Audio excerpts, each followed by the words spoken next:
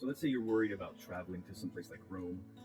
Maybe you've heard of the cobblestone streets or the small streets in terms of how much room you might have for your wheelchair. So let's go over some things that are important to know and some that aren't maybe as big of a deal as we thought. So in my opinion, it's not the cobblestones that are the problem. It's definitely the size of the streets that the cars can drive through. And granted, this might be just an historical section, and it's usually these side streets that also act as pedestrian ways. But as you can see in this video, pedestrians have to get out of the way because there is just barely room a lot of times for a vehicle and people.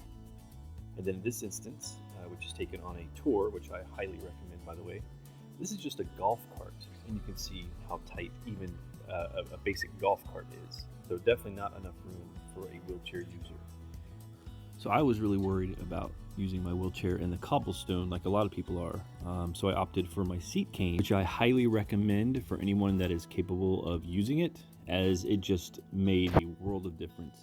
Even if you can walk only a few minutes at a time, it lets you quickly sit down pretty much any spot and take the load off your feet, get your energy back up, and then you can keep going. Now that I've experienced the different street types in Rome, I feel that the best option would be to have off-road tires, and this includes your casters as well. And there are a lot of different options for off-road wheelchairs. So for instance, mine just has those larger tires, and I have a freewheel unit that you can buy separately. But there are many options, and if you can get those, I think you'll be just fine, even on the larger cobblestones near the Colosseum. So I know there are a lot of negatives when it comes to Rome and wheelchair users, but really do try to make it as accessible as possible. And one of the examples for that would be, they have an elevator at the Colosseum now. A lot of the stores have ramps inside. Our hotel has an elevator, though way too small for my chair. And there just are a lot of transportation options between Uber and Il Taxi.